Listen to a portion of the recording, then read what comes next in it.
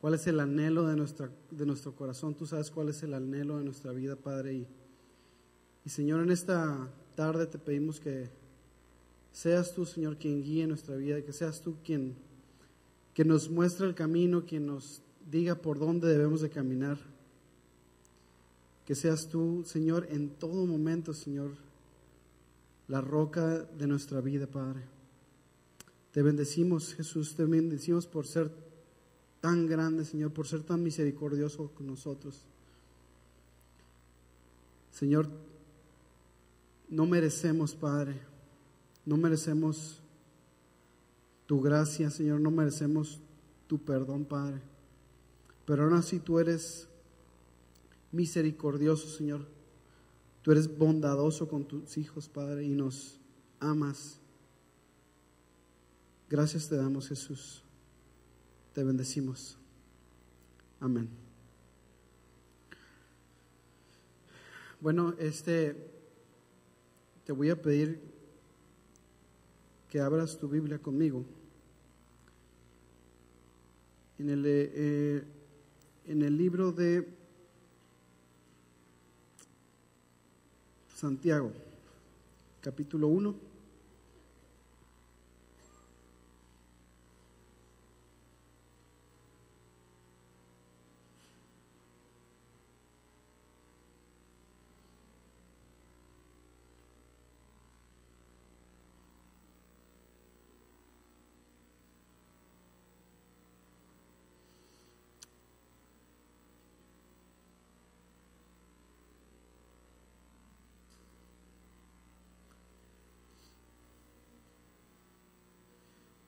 El día de hoy estaba escuchando a Octavio. Octavio nos dio antes de comenzar esta reunión una enseñanza a los servidores, y no tuve la oportunidad de estar en todo el momento.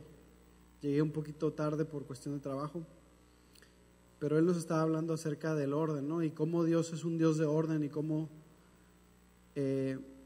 Dios quiere desarrollar desde el principio, desde que se formaron los cielos. Dice que la tierra estaba desordenada y vacía, y Él fue poniendo orden. Y quiero decirte que ese mismo Dios de orden está tratando de poner orden en nuestras vidas cada momento. Voltea con el que está a tu lado y dile: el Señor quiere ordenar tu vida, el Señor quiere ordenar mi vida. Eso es un hecho. Dios quiere ordenar nuestra vida. Cuando Dios viene sobre la vida de una persona, empieza un desarrollo en la vida de esa persona. Y ese desarrollo es el orden de Dios tratando de venir sobre esa persona. Y a lo mejor empieza por cosas básicas, ¿no? Octavio nos decía, bueno, el orden puede ser desde el orden en tu escritorio, ¿no? Puede ser el orden de cómo tienes las cosas. Y a lo mejor sería un buen ejercicio tomarle una foto si tienes escritorio, si manejas escritorio en tu oficina, a ver cómo está tu escritorio. Si tienes un despapalle, el Señor tiene que ayudarte en el orden, ¿no? Pero a lo mejor dices, bueno, el orden en mi casa, ¿no? Señoras, ¿cómo está el cajón de calcetines de su marido? Dios quiere poner orden, ¿sí? Pero básicamente todo se trata de que Dios poco a poco empieza a poner orden en nuestra vida. Dios poco a poco empieza a poner las cosas en perspectiva. Hace poco estaba escuchando que alguien tenía una queja hacia un pastor, porque el pastor había comentado que el orden de prioridades era primero Jesús, y luego la familia, y luego las responsabilidades, y luego el ministerio, ¿no? Y decían, es que yo no encuentro en la Biblia lo que el pastor dice.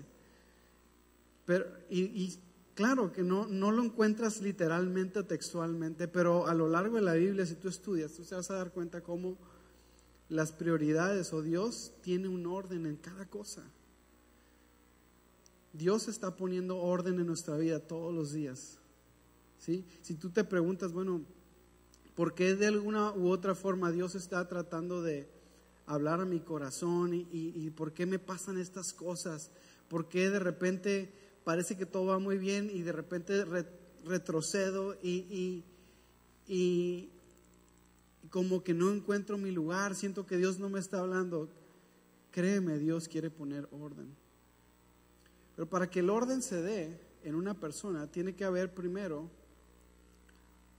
constancia. Y la constancia, y fue el tema que yo quise desarrollar, o el tema que Dios estuvo hablando. Todo se desarrolló por una situación que tuve yo personalmente esta semana. Cuando hablé con Juvenal, le digo, oye Juve, ¿quieres que continúe? Porque Juve nos enseña metódicamente la Biblia, ¿no? No sé si se han dado cuenta, pero entonces yo le dije, Juve, ¿quieres que dé algún pasaje en particular? Me dijo, no, da un tema al que Dios te esté hablando. Y entonces se me hizo más complicado porque ahora tengo que pensar en un tema, ¿no? Pero Dios estuvo hablando a mi corazón esta semana acerca de cómo debo de tener constancia.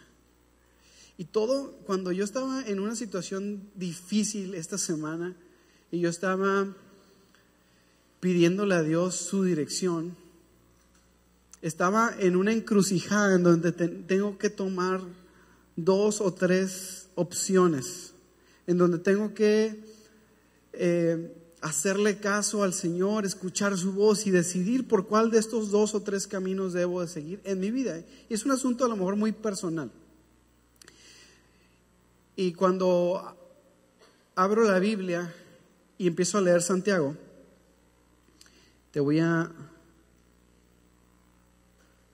y creo que ya lo he leído antes, y es un libro que constantemente lo leo y constantemente me anima a seguir adelante. Dice el libro de Santiago 1:2, dice, hermanos, tengan por sumo gozo cuando se hallen en diversas pruebas.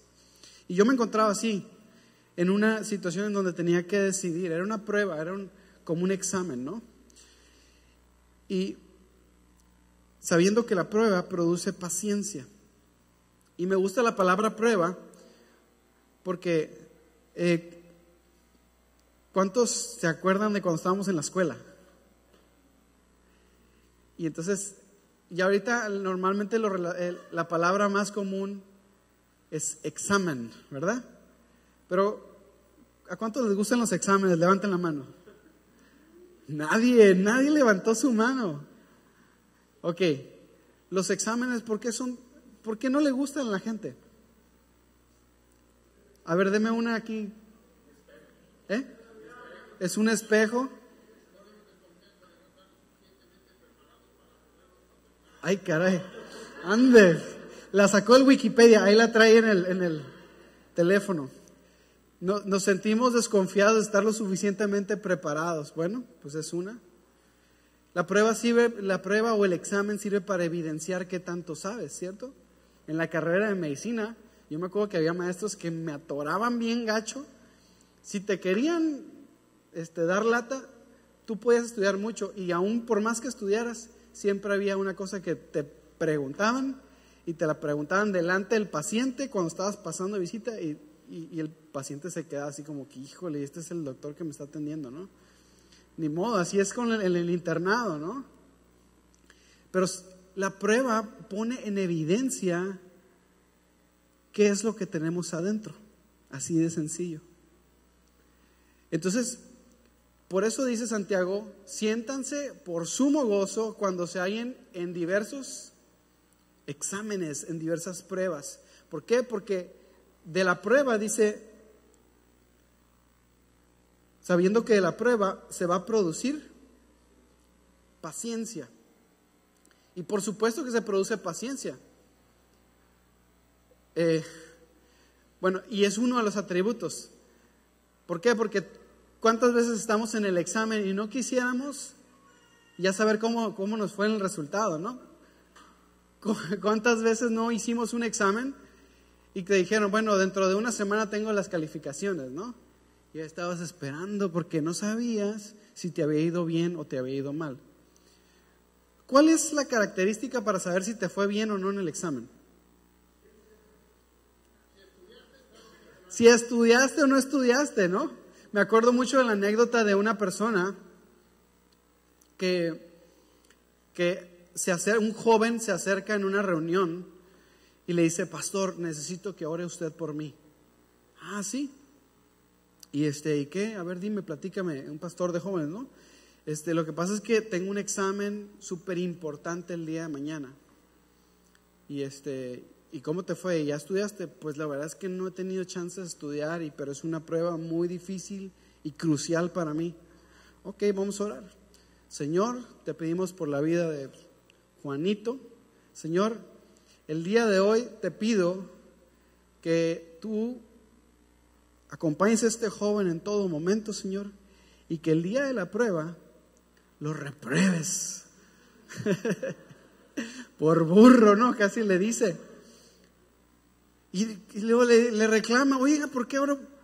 Le dijo, porque tú tienes que demostrar con hechos que estudiaste, que le pusiste ganas. Dios no es un amuleto.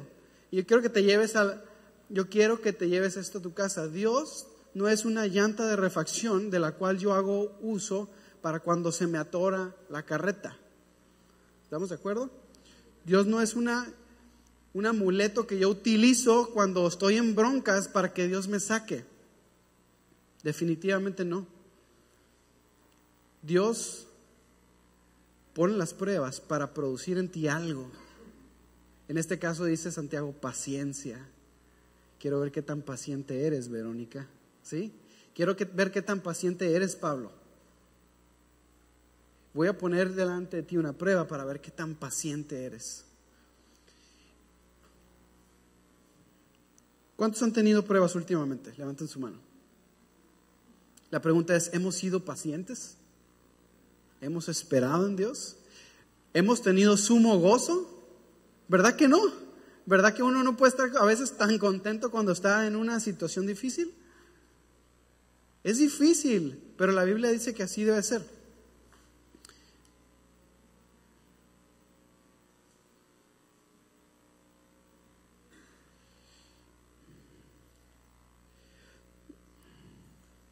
Les voy a dar un tip.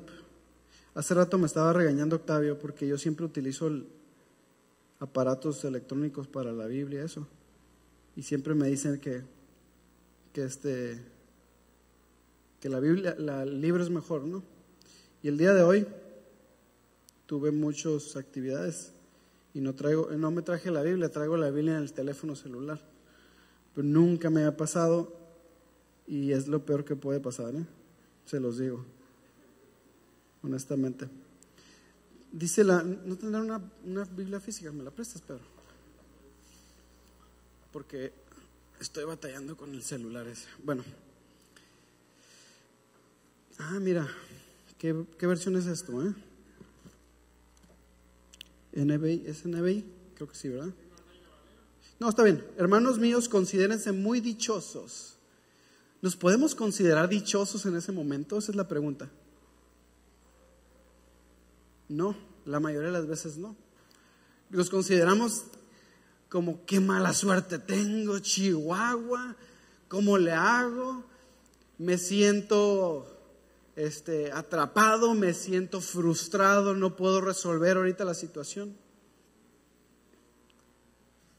Pues ya saben que la prueba de su fe produce paciencia, pero por eso les decía que qué versión es esta, porque hay muchas traducciones la palabra paciencia la intercambian por constancia. No sé si tu Biblia dice lo mismo. La prueba de la fe produce constancia.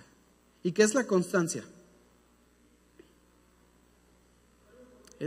Es algo de continuo, es la perseverancia. El tema de hoy es perseverando. Dios quiere que perseveremos. Dios no quiere que nos quedemos en el camino. Dios no quiere que arranquemos y que a la mitad se nos acaba la gasolina. Dios quiere perseverancia en tu vida. Si a alguno de ustedes, verso 5, le falta sabiduría, pídasela a Dios, Él se la dará. Pues Dios da generosamente y sin menospreciar a nadie.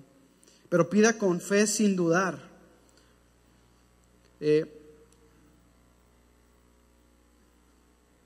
Verso 8. El hombre de doble ánimo es inconstante. ¿En qué? En todos sus caminos. Y este es un verso que a mí toda la vida se me ha quedado grabado. El hombre de doble ánimo. ¿Has visto esas personas que un día dicen, voy a hacer esto, voy a hacer, y a las 2-3 semanas ya los ves apachurrados? ¿Has visto esas personas que dicen, no, es que me voy a meter a estudiar esto y esto y el otro, y a la mitad, es que no era lo que yo pensaba? Voy a entrar a trabajar a tal lugar, es que no me pagan bien, mejor voy a cambiar. Hace poco me topé con un verbo que me encantó, porque define la flojera moderna que mucha gente vive, y el verbo se llama procrastinar. ¿Cuántos han escuchado eso? Muy poquitos. La procrastinación, y así se dice. Yo le digo a mi hermano, le echo mucha carrera, le digo, Cochi, ya deja de estar procrastinando. Y se queda así como, o sea, a lo mejor se van a quedar, ¿qué es eso, no? Procrastinación es desidia, es cuando estás decidioso, cuando sabes que algo se tiene que hacer, pero estás haciendo otras cosas que son más divertidas, y sabes que eso es algo que se tiene que atender, pero lo dejas para después porque como que hay un cierto temor de afrontar las cosas. Pues muchas veces hay procrastinación en los cristianos, como que medio rima, ¿no? Y tenemos que aprender a procrastinar menos, a ser indecisos cada vez menos, a ser constantes cada vez más, a no dejar las cosas a medias, a no decir, es que tenía este proyecto, pero la verdad las cosas no sucedieron como yo había pensado. ¿Cuántos planes no se han quedado truncados en tu vida porque en algún momento faltó constancia?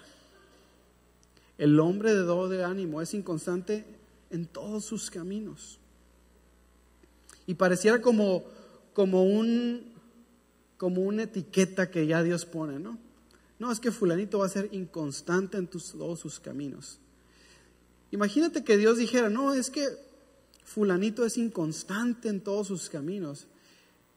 Fulanito deja a medias todo lo que hace. Mi amigo, yo quiero decirte que la constancia es sumamente importante en nuestra vida cristiana. La constancia define quiénes somos. Imagínate que Jesús hubiera dicho, es que esto de la cruz está muy difícil, es muy doloroso. Creo que mejor. ¿Tú sabes que a Jesús le dolió? ¿Y sabes que Jesús en algún momento no lo quería hacer? Hubo un momento en el Getsemaní en donde Cristo le dice, Señor, si es posible que yo no pase por esta, líbrame. Si hay alguna posibilidad de evitar esta situación por la que yo voy a pasar, yo te pido que por favor me ayudes. A tal grado de que cuando Jesús estaba en la cruz y estaba a punto de morir, gritó, Padre, ¿por qué me has desamparado? Porque ¿sabes qué? A veces es doloroso el camino que tomamos. A veces es difícil. Pero Jesús nos puso el ejemplo. Aunque duela, no lo voy a dejar a la mitad. Aunque sea doloroso, aunque me cueste sangre, no lo voy a dejar. ¿Cuántos hombres de la Biblia como Pablo no les fue como en feria? ¿Cuántos tuvieron la oportunidad de ver la serie de The Bible? Y el Pedro y yo nada más. Bueno, no es yo creo por el DirecTV, ¿no? Pero bueno, pasaron la serie de la Biblia y te voy a animar a que luego la veas. Estuvo padrísima. Y venía la Biblia, porque me gustó, que menciona normalmente las películas hablan de la vida de Jesús y en la crucifixión o en la resurrección ahí cortan, ¿no? Como la película de la Pasión. Pero aquí se fue después los apóstoles y luego la venida del Espíritu Santo en el Pentecostés, y se ve cómo empiezan a hablar en lengua. Está padrísima la serie, además con una excelente producción. Pero hay una parte donde sale un chavo joven que se empieza a juntar ahí con todos la raza cristiana recién que acababa de surgir. Y ese joven se llama Esteban, y tú lo puedes leer ahí en el libro de Hechos. Esteban era un joven que tenía una capacidad dada por Dios impresionante. La Biblia lo menciona como de nuevo. Una poder de convocatoria, un poder de convicción de pecado y de arrepentimiento que él tenía en sus palabras. Tenía una elocuencia impresionante Esteban. Y dice que en una ocasión estaba predicando y la gente estaba recibiendo lo que Esteban estaba predicando, y había ahí, y en la serie se ve, un aguafiestas, y ese aguafiestas era nada más y nada menos que Saulo de Tarso, quien todos conocemos posteriormente como Pablo, el escritor de más de la mitad de la Biblia, más de la mitad del Nuevo Testamento. Y Saulo de Tarso en ese entonces era de los malos, ¿ok? Y se ve que él perseguía a los cristianos y empieza a arremeter y a desmentir y a tratar de darle para abajo a Esteban. ¿Y sabes qué hizo Esteban? Dijo, no, o sea, yo lo que estoy predicando es a Jesús y a Jesús resucitado, y había constancia en las palabras, había constancia, había firmeza, había templanza en las palabras de Esteban. E independientemente de que Pablo agarra una piedra y dice, vamos a apedrear a este mentiroso, y se ve cómo le empiezan a arrojar piedras. Y no sé si alguna vez te descalabraron en la primaria, pero se siente horrible. Yo tengo como 5 aquí. Le empiezan a tirar piedras y se ve como de repente, pum, le da uno en la cabeza impresionante. Y yo creo que esa pedrada lo desconectó. ¿Y saben qué? Dice que la Biblia que todavía estando, le caían las piedras y estaba ya a punto de caer en la inconsciencia, poco antes de morir Esteban apedreado, y les decía, Señor, perdónales, como Jesús, ¿no? Perdónales y no les tomes en cuenta este pecado. Perdónalos porque no saben lo que hacen. Y después murió. Murió perdonando a aquellos que lo estaban apedreando en ese momento. Imagínense la constancia y la templanza de ese hombre. Así debemos ser nosotros. Si llega a la circunstancia y te dice la circunstancia, te voy a apedrear, no debemos de correr. Debemos ser como Esteban y decir, esto no me va a tumbar, ¿sí? Esto no me va a modificar lo que Dios está haciendo en mi vida. ¿Por qué lo digo esto? ¿Por qué se me vino tanto? ¿Por qué? Porque en las situaciones difíciles es cuando más tendemos a correr, es cuando más tendemos a huir.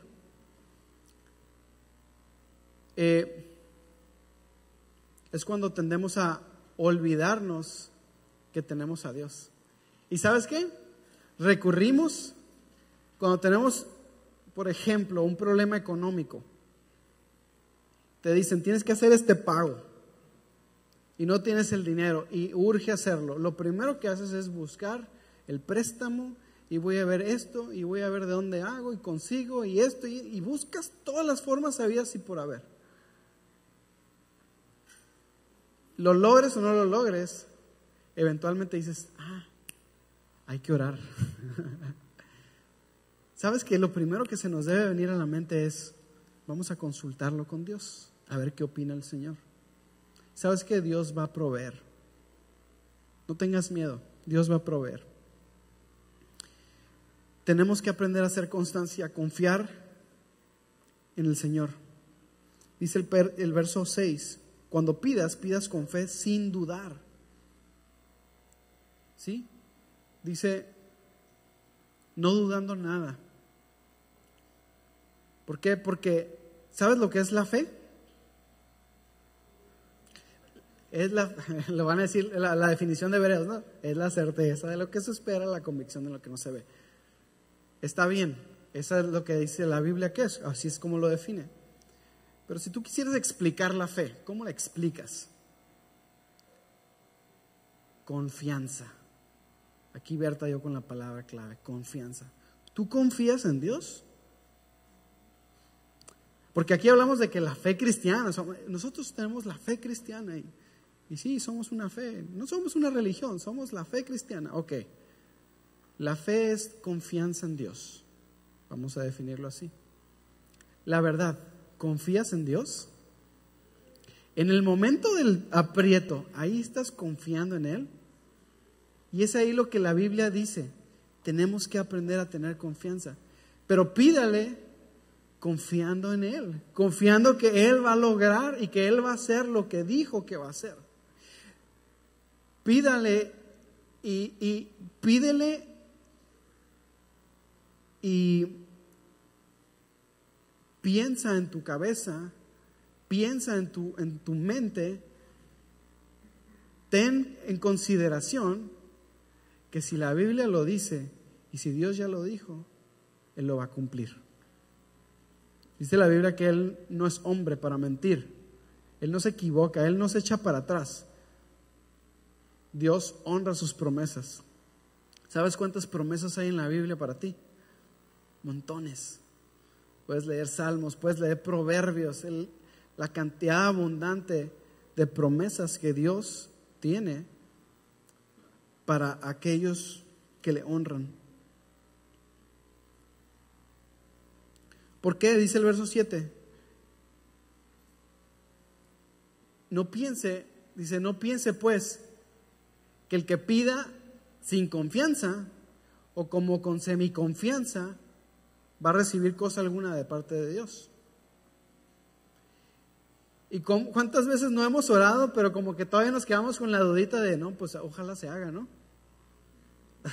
Ojalá Dios lo haya escuchado. ¿Sí?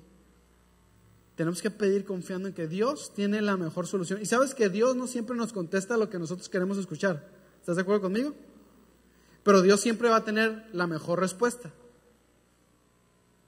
Y es como en las pruebas, ¿eh? ¿Sí?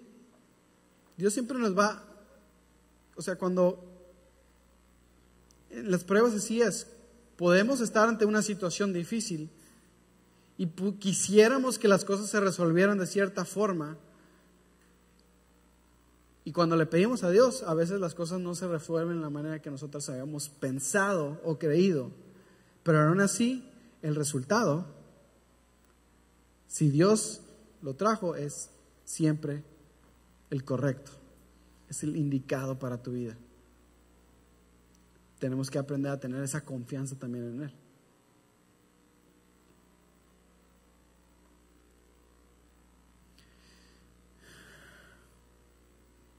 Dice el verso 12. Dichoso aquel que resiste la tentación. Y bueno, voy a leer esta versión. Bienaventurado aquel varón que soporta la tentación. Y esta tentación se está refiriendo también a una etapa de prueba, a una etapa de un examen. ¿Okay? Bienaventurado aquel que resiste la tentación, porque cuando haya resistido la prueba, entonces, ¿qué dice que va a hacer? Recibirá la corona de vida. Y la corona de vida se refiere, en el original en aquellos tiempos se utilizaba todavía la figura de reinado. Y la figura de reinado significaba autoridad, significaba un nivel más alto. Y lo que Dios está diciendo es, cuando tú hayas resistido la prueba y la hayas pasado, tú vas a recibir un nivel más alto, un galardón mayor. Dios te va a decir, ¿sabes qué, hijo mío? Tú has pasado esta prueba. Te puedo poner sobre una circunstancia aún mayor. ¿Sí? Dice la Biblia que Dios no te da cosas más grandes de las que tú puedas manejar. ¿Sí? Eso es un hecho.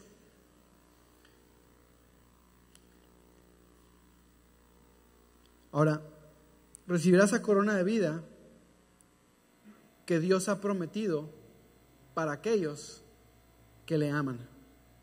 Hay otro versículo en Romanos 8:28 del cual hemos escuchado muchas veces. Aquellos que aman a Dios, todas las cosas suceden para algo bueno al final de cuentas. ¿Sí? Entonces tú puedes decir, bueno, el día de hoy estoy pasando por una situación difícil, por una encrucijada. ¿Qué voy a hacer? ¿Hacia dónde me voy a encaminar? ¿Qué es lo que Dios está esperando de mí? Lo que Dios está esperando es que tú seas constante, que tú no flaquees, que tú no digas, ay, voy a dejar esto a la mitad. Hace poquito, estando platicando con una persona, estábamos viendo un álbum de fotografías de Acción Cristiana y estábamos escogiendo fotografías para pasar en un evento, y pues había un chorrísimo de fotos, ¿no? No sé si alguna vez les ha tocado ver cuando pasamos álbumes de fotos y de lo que ha sido la congregación a lo largo de todos estos años. A mí me sorprendía que cuando veía una foto panorámica de la congregación decía, mira fulanito, ¿te acuerdas de fulanito?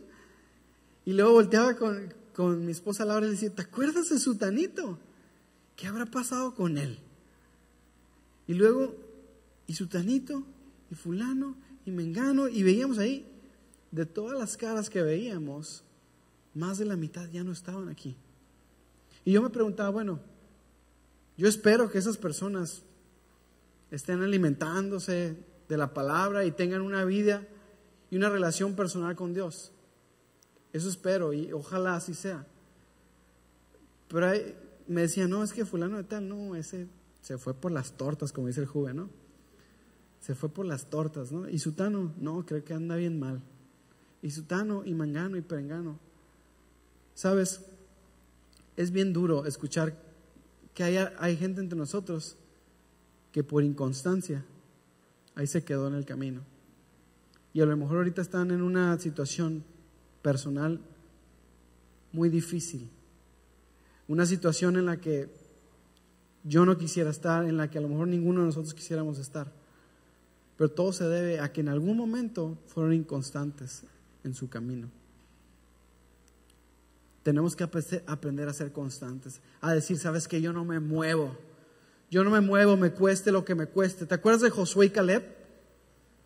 ¿Sí? Josué y Caleb, aquellos dos soldados o emisarios que mandó Moisés para checar junto con otros la tierra prometida. Y los otros regresaron y dijeron, es que la tierra está llena de gigantes, o sea, hay un chorro de pruebas. Y decía, es que la gente, o sea, la gente que vive en ese lugar son los cananitas. Y los cananitas eran gente gigante. Y decía, o sea, los veíamos como gigantes y nosotros parecíamos como cucarachas delante de ellos. Entonces, si nos ponemos al tú por tú, nos van a poner una tunda. ¿Y sabes qué dijeron Josué y Caleb? Mexicanamente dijeron, ni más. Sí podemos. ¿Por qué? Sí se puede. ¿Por qué? Porque ellos sabían quién estaba con ellos. Josué y Caleb dijeron, ¿sabes qué? Yo no voy a ser inconstante. Me cueste lo que me cueste, nos lo podemos comer como pan comido. De ahí salió el pan comido, piece of cake de Caleb. Entonces, nos los podemos comer fácil a los cananitas. Están grandotes, pero no somos chaparritos y bravucones. Sabes, esa misma constancia, esa misma decisión, esa misma determinación es la que Dios quiere que tengamos en nuestras vidas. Dios no quiere que el día de mañana se te presente una situación y digas, oye, ¿que tú no eras de Acción, que no ibas a la congregación? Sí, pero es que por el trabajo no he podido ir. Inconstancia.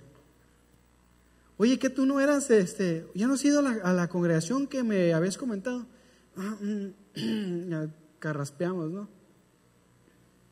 Es que sabes que los niños, he estado bien ocupada con los niños. Otra inconstancia, es que he estado bien grave de salud. Esa es muy típica. Otra típica es los recién casados, ¿no? Es que me acabo de casar, hasta la Biblia lo dice. Es que me acabo de casar, ¿no? Hay un montón de ejemplos y yo estuve leyendo acerca de ejemplos. Yo lo que quería era ejemplos de inconstancia. Me encontré un montón. ¿Sí? Un montón en la Biblia. Lo que determinaba que un hombre de la Biblia fuera ejemplar de otro que no era, en muchos momentos tenía que ver con que ese hombre era constante o ese hombre era muy inconstante. ¿Sí? La volubilidad. ¿Sí? ¿Volubilidad? Sí. Creo que sí. Ser volubles es una actitud tan fea, tan horrible. Aguas, mujeres, porque a veces lo disfrazamos con las hormonas, ¿no? Y las excusamos con hormonas. Es que anda hormonal, ¿no? Y la risa que les da. A veces es tan voluble la mujer. Y sí entiendo que hay un asunto hormonal ahí, lo comprendo perfectamente. Pero hay veces que le echamos tanta culpa a las hormonas. Yo recuerdo una ocasión en donde como que año con año yo y mi esposa, como al finalizar los años, o sea, el año nuevo, y ya ven que está la onda esa de los propósitos de año nuevo, ¿no? Y me acuerdo que, bueno, todavía lo hemos seguido haciendo, pero hubo años en donde era muy marcado que ella y yo hacíamos como un recuento de lo que había sucedido en el año y cómo. Entonces yo le preguntaba, oye, corazón, ¿qué onda? Dime si hay algo que tú hayas notado este año en mí que quisieras que este próximo año no se repitiera, ¿no? Como para empezar con el pie derecho el año, ¿no? Pero era un asunto, no era así como de tanta broma, ¿no? Sino era algo serio, porque luego como que pareciera que agarro las cosas en chiste, pero y ella me decía, pues sí, hay esta situación. Normalmente siempre, nunca tenía nada que decir, ¿no es cierto? Pero normalmente me decía, no, pues está esta situación que pues me parece importante que la toquemos, ¿no? Hay un asunto de carácter, ¿no? Y una ocasión yo le dije a mi esposa, ¿sabes qué? Cuando ella me preguntó, oye, ¿hay algo que quieres que yo cambie? Le dije, tus hormonas, por favor. No, le dije, ¿sabes qué? Eso de que seas tan voluble me lastima. Y yo me acuerdo, no se me va a olvidar la cara de mi esposa, como que peló los ojos y me dijo, está bien. Saben que a partir de ese día, no les voy a decir que es una dulce palomita, pero yo noté un cambio muy drástico en su carácter. Ella hizo un compromiso de ser constante, de no ser tan inconstante en su carácter. Ya estamos tosiendo, ¿no? Ella hizo un compromiso de no ser inconstante en esa parte del carácter. Hace poquito escuché a mi mamá. Tuvimos una plática, mi esposa y yo, con mi mamá. Y ella me dijo, y no se me va a olvidar porque me lo dijo mi mamá con lágrimas en los ojos. Fue un momento muy especial. Y me dijo mi mamá que por una razón, cuando yo y mis hermanos éramos pequeños, ella hizo un pacto con Dios. Y el pacto era que ella, y ya le estoy contando cosas bien íntimas de mi mamá, pero no le hace que no esté. Dijo que ella había hecho un pacto con Dios de que jamás, por un cambio en su estado de ánimo y su carácter, le iba a echar a perder el día a uno de sus hijos. Y dijo, es un pacto que yo hice con Dios. No voy a permitir que un cambio en mi estado de ánimo le estropee el día a uno de mis hijos. Porque ustedes saben que una mujer con 4 hijos en casa todo el día, llega un momento que mi mamá hablaba con las paredes. Y entonces, pues de repente los zapatazos y chamaco, ¿no? Pero ella logró identificar eso y Dios le dijo, corrige eso. Desde ese entonces, ella hizo un pacto. Y yo quiero decirles, y estoy aquí delante de ustedes diciéndole que mi mamá ha sido un ejemplo de constancia para mí. Toda su vida ha sido un ejemplo de constancia para mí. Su carácter es uno de los mejores caracteres. Es uno de los más ejemplares que yo conozco en una mujer. Porque independientemente que las cosas estén difíciles, a mi mamá se le resbala cada cosa. Y ella no deja que eso le afecte. Eso es constancia. Y es un atributo que Dios desea en tu vida y en mi vida. Que seamos constantes. Que no dejemos las cosas a medias. Que no dejemos las cosas tiradas. Que no digas, es que estuvo muy difícil y no lo logré pasar, voy a irme por otro camino. Termina lo que empezaste. Dios quiere que terminemos lo que empezamos. Dios quiere que perseveremos y perseveremos. ¿Por qué? Porque cuando hayamos logrado pasar esa prueba, dice la Biblia que vas a recibir la corona. Vas a pasar al otro nivel, como cuando pasas el examen, pasas al grado que sigue. ¿Estamos de acuerdo? El Señor quiere, no que pases al grado, el Señor quiere que te gradúes con Él. Algún día el Señor quiere tenerte en la graduación, quiere mencionar tu nombre en la graduación, darte tu certificado de graduado y decir, mi hijo pasó todas las pruebas y con muy buena calificación. ¿De acuerdo?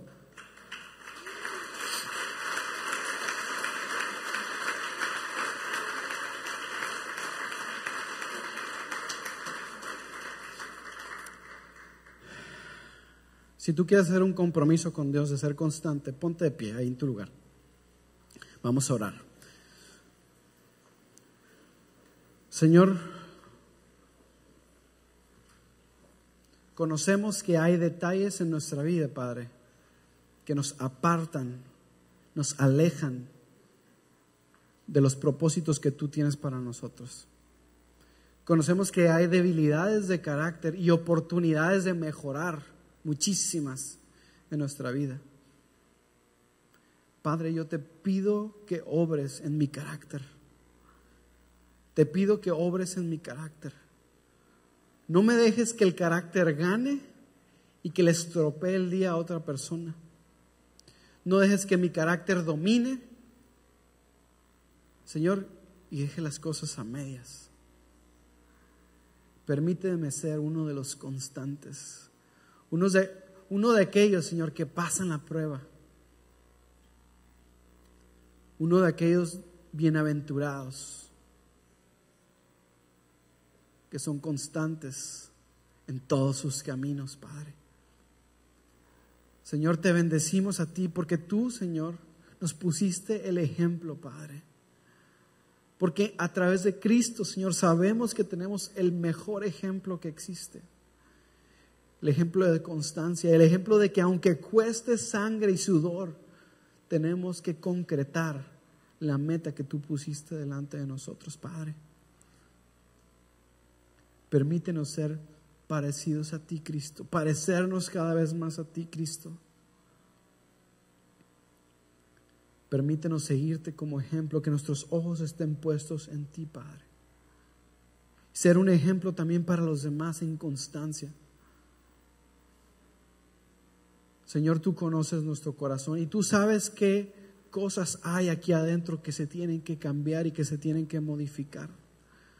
Tú sabes las circunstancias que nos aquejan y nos tumban y nos hacen parecer débiles de carácter. Tú sabes cuáles son las situaciones que nos destruyen por dentro, Padre. No permitas, Señor, que ningún ataque en nuestra mente, Señor, venga a derribar la constancia que tú quieres para nuestra vida. Permítenos tener templanza, Señor, ante las situaciones difíciles. Permítenos tener paciencia, Señor, cuando la debamos de tener. Permítenos tener confianza en ti, Señor, de que tú vas a lograr y a cumplir el propósito. Señor, gracias te damos, Padre. No nos dejes que esta plática, Señor, se quede en una bonita reflexión. Señor, que podamos ponerla por obra en nuestras vidas, Padre. Y realmente hacer el compromiso contigo, Señor, de tener un parteaguas en nuestra vida. Y decir, Señor, yo quiero ser constante en todos mis caminos. Señor, yo quiero llegar anciano o llegar a la edad que tú me permitas vivir y que al final de cuentas tú veas mi vida y pueda yo voltear en retrospectiva y pueda decir, he peleado la buena batalla. He hecho las cosas como Dios me pidió que las hiciera y me siento satisfecho. Perdónanos si hemos pecado en desconfiar en ti, Padre. Perdónanos si hemos pecado en dudar lo que tú puedes hacer, lo que tú tienes. Ayúdanos a escoger las cosas de acuerdo a tu voluntad, Padre. Danos dirección día con día, no nos dejes. Que tu Espíritu Santo nos acompañe cada día de nuestra vida, Señor, para tomar las decisiones correctas. Y Señor, queremos tomar tu palabra, tu preciosa palabra, Señor, como una guía para nuestras vidas, como una lámpara para nuestro camino, porque a pesar de que esté oscuro, con una lámpara podemos iluminar y podemos seguir caminando, no importa cómo esté la visibilidad. Gracias te damos, Jesús. Señor, yo bendigo a cada persona en este lugar, Padre. Yo declaro que en este lugar, Señor, solamente hay hijos constantes, hijos que obedecen a tus preceptos, Padre, y que ponen por obra tu palabra. Muchísimas gracias, Jesús. Te bendecimos a ti, quien te mereces toda la gloria y toda la honra, Padre. En el nombre de Cristo Jesús. Amén. Amén.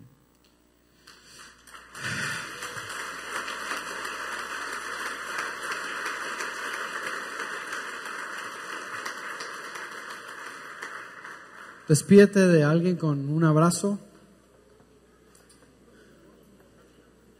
y nos vemos la próxima reunión.